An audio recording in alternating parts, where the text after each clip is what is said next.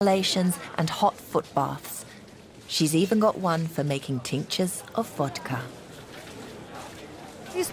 Altogether, there are 40 species of peppermint around the world. I call this menthol mint, the strongest sort. It's what our grandparents grew. I'll let you into a secret. It's an excellent hangover cure. So much for the peppermint she collected yesterday. This is wormwood, just like my grandfather used to grow. He would get us to make wormwood tea if he caught a cold cutting trees in the forest. In all her years at the market, Tatiana has rarely missed a day. The market customers rely on her being here for advice when they're sick.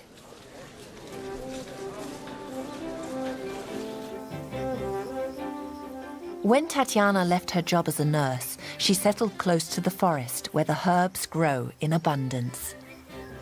The vibrant Latvian countryside matches the intense perfume of the herbs. Marigolds, wild raspberries, lady's mantle, clover, dropwort, yarrow, linden flowers and nettles bloom in the fields.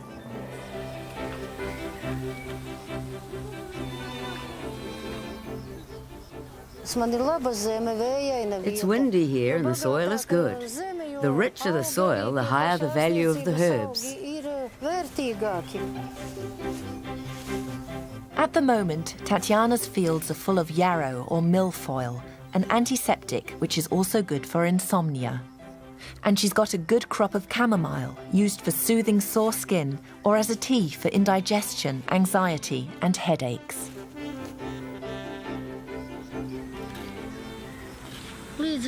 I usually trim the tops off to make a neat bunch. I have to harvest the chamomile every day, provided it's not raining. I need 100 bunches a day for Riga.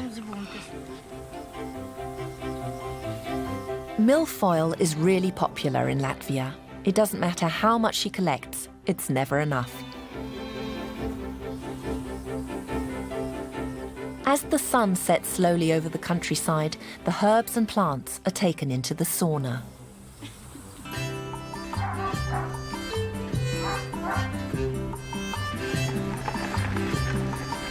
Going east towards Belarus, we find tiny traditional villages and farms. Here, some farmers still grow a plant which vanished from the rest of Europe in the 1930s. Hemp is the common name for the cannabis plant, but despite being related to marijuana, these hemp seeds don't contain any psychoactive ingredients. Janis Grinbergs and his family have been hemp farmers for generations. It's hard to pull the plants out of the soil. We only handpick for the best quality and most exclusive hemp products.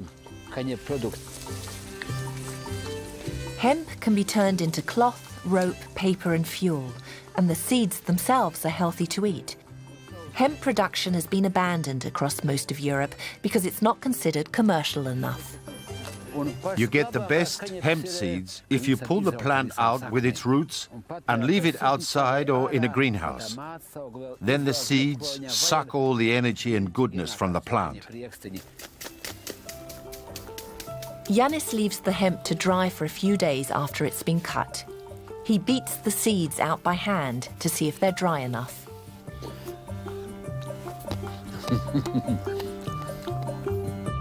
Janis has stuck with the same slow, traditional ways all his life. His son, Matis, on the other hand, does things differently.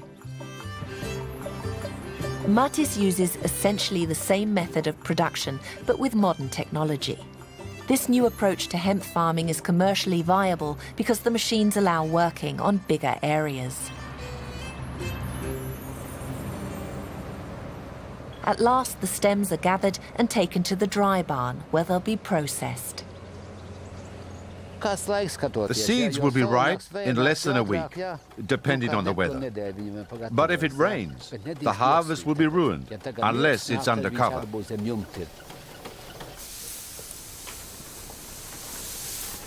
Matis has found a way to make money from the hemp seeds by turning them into a spread, which can be added to butter or eaten alone. It has a strong, nutty flavour. We clean and dry the seeds, then we roast them, which gives them a unique taste. The hemp seed spread contains 21 amino acids, which help create a perfect metabolism. Once roasted, they're blended into both rough and smooth spreads to be sold at the market. Eating hemp spread regularly gives you better circulation, a healthier heart, and increases your brain power. Plus, it lowers your cholesterol level.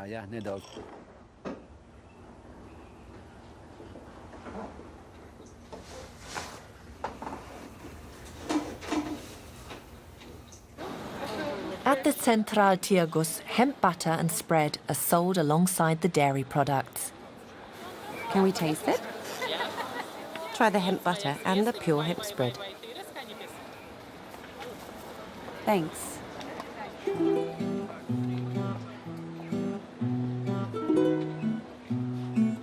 Even though hemp was once part of Latvian staple diet, some of the younger customers have never tasted it.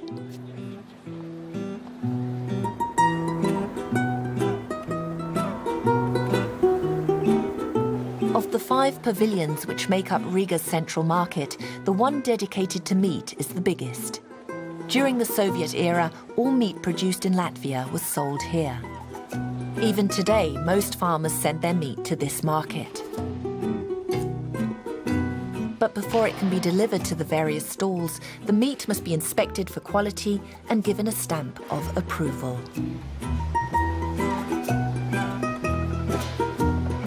Pork is the most popular, followed by poultry, beef and veal.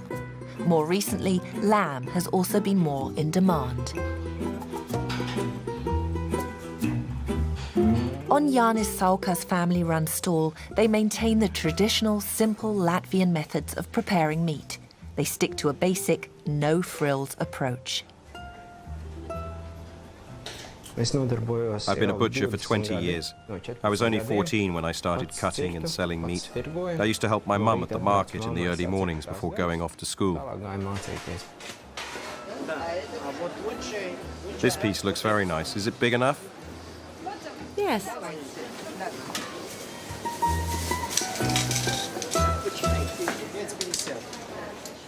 Most of the meat comes from animals reared by farmers Jānis knows personally, grazed in their fields not far from Riga. He doesn't add any preservatives. That means the sausages contain nothing but meat. You can taste the meat. You don't have to imagine it. Would you like sausage made from just pork? Okay, have a taste.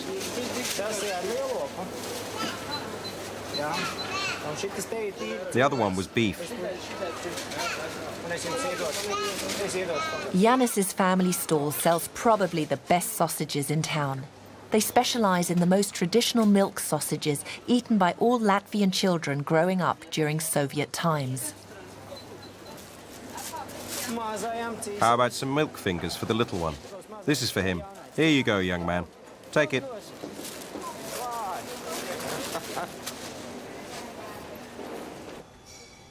Jānis is a master of the meat processing art. That's what gives his sausages that authentic taste. People often ask me what goes into the sausages. It's very simple. Beef and pork, seasoned with salt and pure nutmeg. When Latvia was part of the Soviet Union, there wasn't much food in the shops, but it was good quality. Standards were strictly controlled and artificial additives were hard to get, so the food remained pure. These standards are genuine. They're not just there to keep the costs down. Real cow milk is the secret of Jānis's milk fingers. Nearly all the ones from the supermarket are made using milk powder, and as a result, they're quite tasteless.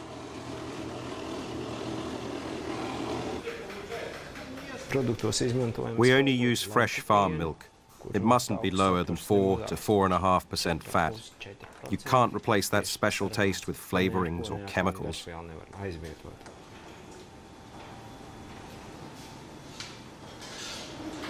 Once the sausages have been shaped, they are left to dry, then cooked and cooled.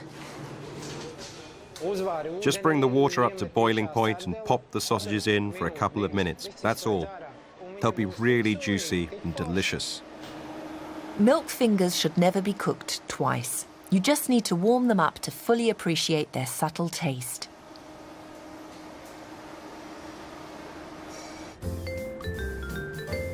The central market provides employment for around 5,000 people every day. Stall holders and officials are on hand to serve up to 80,000 people a day. For some, the market means much more than just buying and selling. Meet Anatolis Abramovs, the boss of the Riga Central Tirgus. It's his job to run the place and plan for the future. The new nut harvest has just arrived, as well as garlic and local tomatoes. Anatolis comes from farming stock and keeps a sharp eye on the quality of the produce on sale here.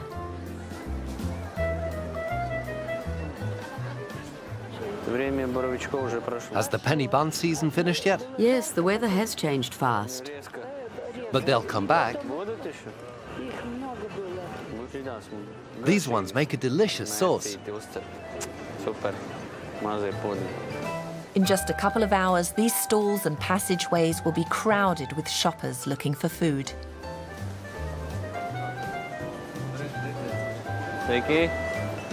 The market is also one of the biggest tourist attractions in town.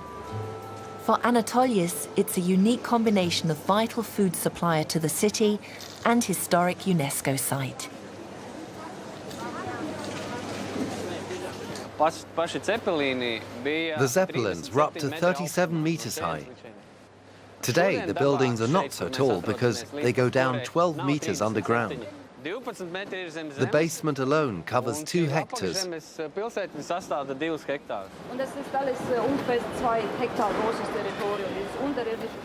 The market is like a self-contained town.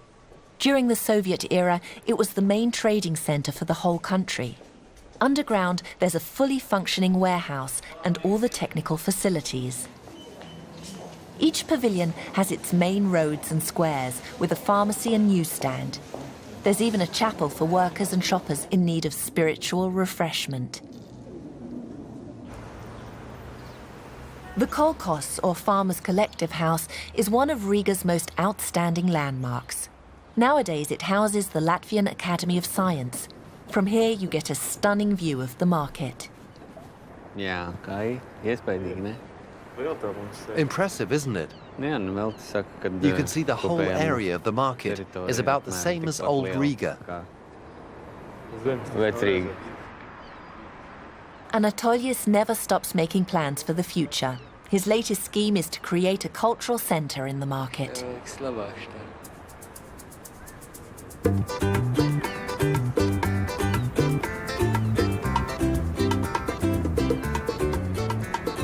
Riga has been chosen as one of the cultural capitals of Europe. Summer is when the city really comes to life, and with it comes the latest craze, street food parties. Pop-up street food doesn't have a fixed menu or location. The idea is to surprise customers with new tasting experiences. US-born Latvian Kārlis Celms moved here 8 years ago and is one of the leading figures in the street food movement. This van was his lifelong dream.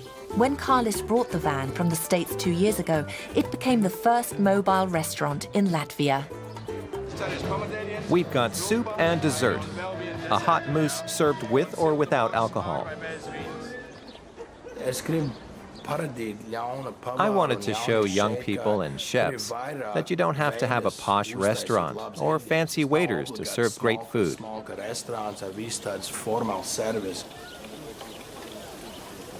Kārlis is a big fan of fresh local food prepared on the spot. Here he combines the famous American burger with typical Latvian flavors.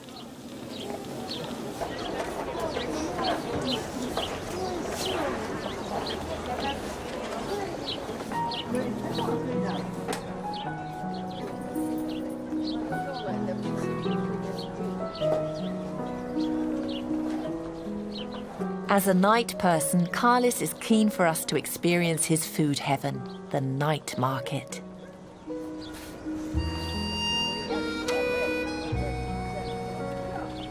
Even when the pavilions close for the night, Riga's central market never sleeps.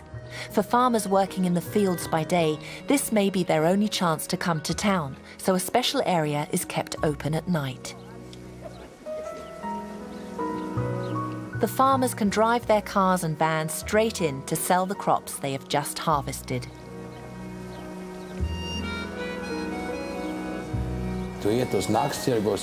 If you want the best, fresh seasonal produce, you go to the night market.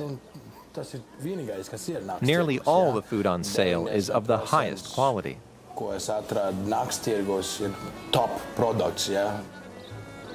Chanterelles straight from the woods. They're not even washed, are they?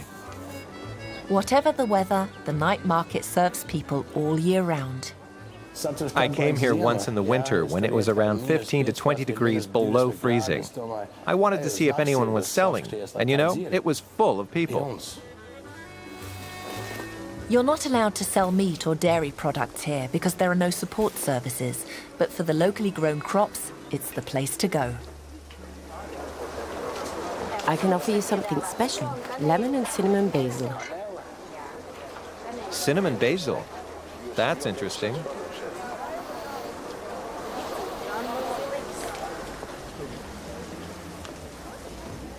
Once Carlis has finished shopping, it's time to plan the menu for his next street party.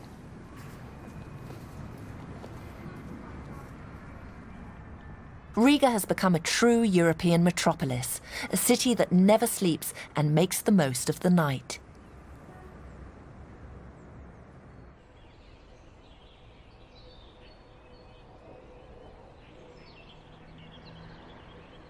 Half an hour's drive east of Riga in Rembat, we find Anna Vavarinetsa's small dairy farm.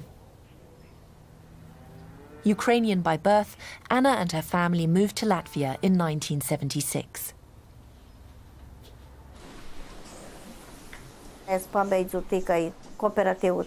I went to college in Ukraine, but I learnt more after moving here. That's when we began cattle farming.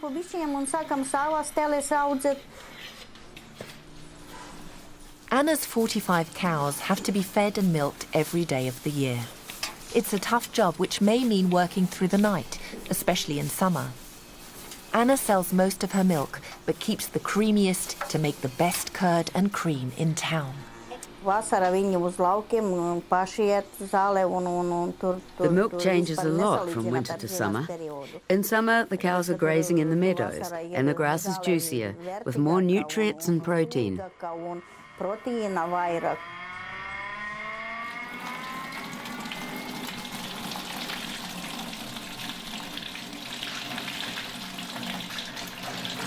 What doesn't change from season to season is Anna's routine, milking in the early morning and late afternoon, at the market during the day, and making curd in whatever time is left.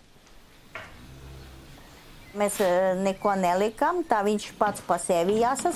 don't add anything. The milk goes sour by itself. Next, we heat it to separate the whey. It all depends on the milk. If there's enough protein, it will get thick enough to cut with a knife.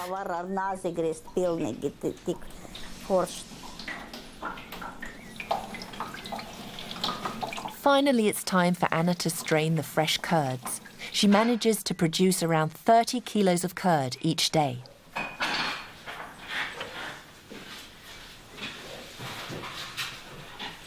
It's a hard way to make a living, but Anna's proud of her work, and the market is an essential part of her life.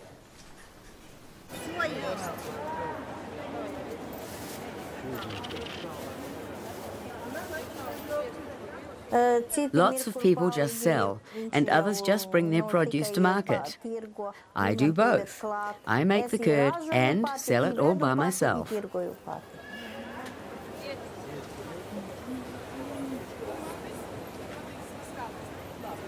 Hello. Hello.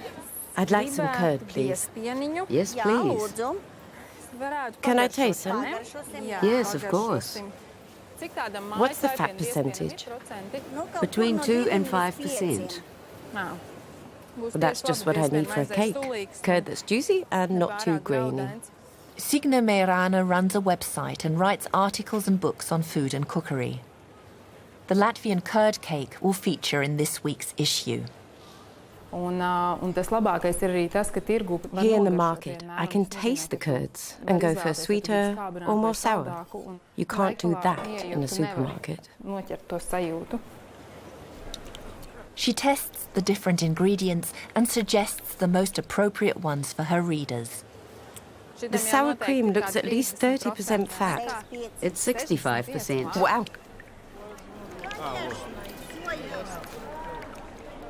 Thanks. Goodbye. You're welcome. Bye.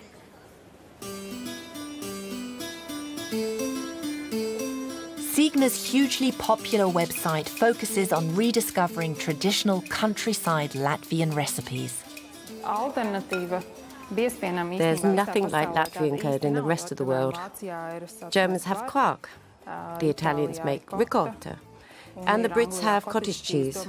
But our curd has a special, slightly acidic character. The variety and incredible knowledge of the stallholders makes the Central Tirgus a major influence on Signe's work. Before she leaves, Signe needs one more vital ingredient for her summer cake: forest berries. I'll take these ones for €2. Just put them in here. That's wonderful. Here you are.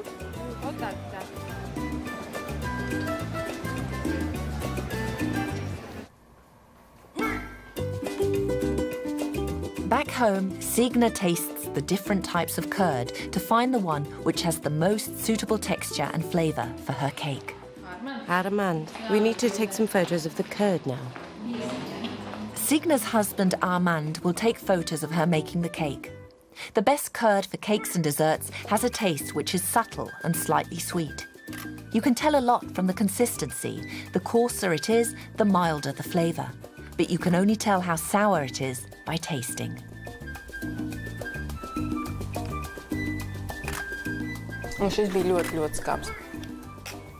This one is very sour. If you added some full-fat sour cream and dill, you could make that classic Latvian dish. Curd with boiled new potatoes and salted herring.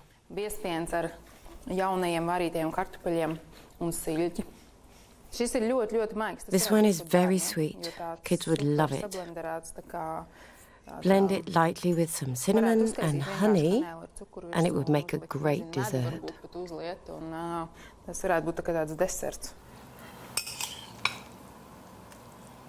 Curd is a very common ingredient in many Latvian recipes. Just add anything sweet to it and you get a simple but exquisite treat. The main ingredients of the classic curd cake are deceptively basic. Just curd, eggs, flour, sugar, salt and berries. No one likes lumpy cake. The secret of a good curd cake is to use the best quality fresh cottage cheese. 40 minutes at 180 degrees and the cake is ready. The internet gives Signe the chance to share her passion for food with a global audience.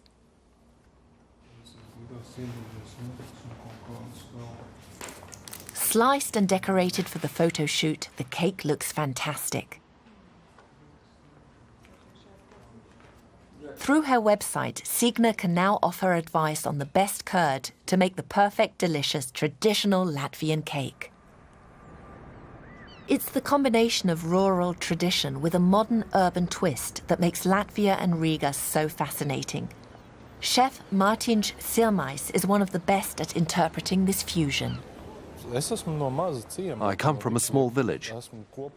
I grew up in the country, and at any time, I know what's in season, in the forest, sea, river, or field. Hi, Martin. Haven't seen you for so long. I've been traveling. The wild mushroom season runs from April until the first frosts of autumn. Latvians can forage for around 30 different species. I need the smaller ones. Pick out the ones you like. You can cut them open to make sure there aren't any worms. Where are they from? The berries of the buckthorn and mountain ash are typical flavours of late autumn. They're at their tastiest and sweetest right after a frost. These are a bit sweeter, but still very pungent. I'll take these ones. They have a richer taste. They'll make a delicious sauce, a perfect blend with roasted wild mushrooms.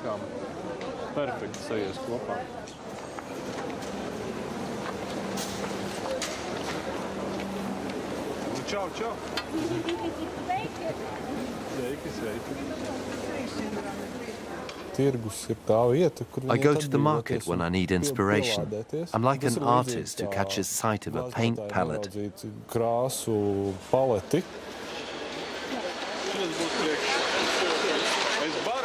I'm going to oven roast wild mushrooms and hemp spread. The hemp gives the mushrooms a really nutty flavour.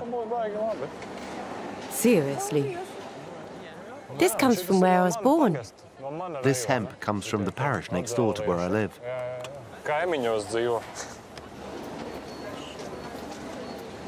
Mārtiņš needs one final flavour to complete his autumn menu. Pickles are the quintessential taste of the country.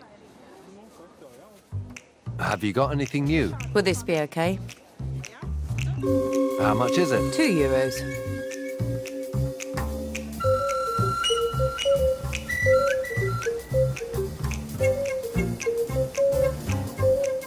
Mārtiņš's restaurant is just a short walk from the market. As the sun goes down, it's the best time to experience the city's riverside parks, squares and architecture.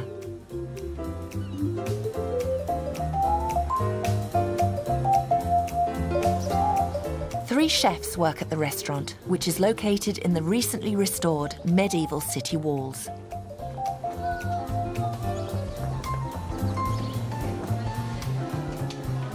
This is where Mārtiņš really comes into his own, combining the wild flavours of the Latvian forests with his remarkable imagination and creativity.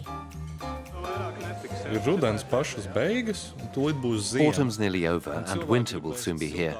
People have a craving for warm, comforting food. It's my job to put a smile on their faces with tasty, colourful dishes.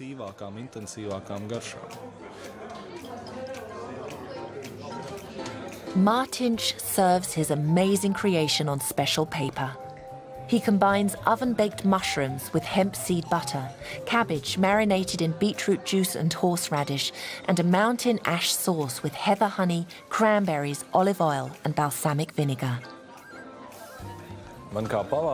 As a Latvian chef, it's really important for me to use produce from the local market, which I can then combine with food from all over the world.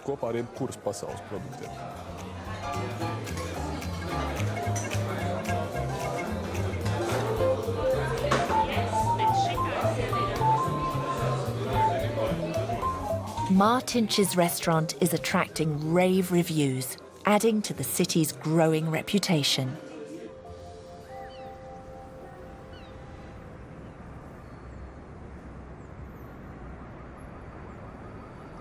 Another busy night in Riga and another busy shift at the night market. By morning, the stall holders will be back in their pavilions, ready to tempt locals and visitors alike with an astonishing range of food treasures from the Baltic.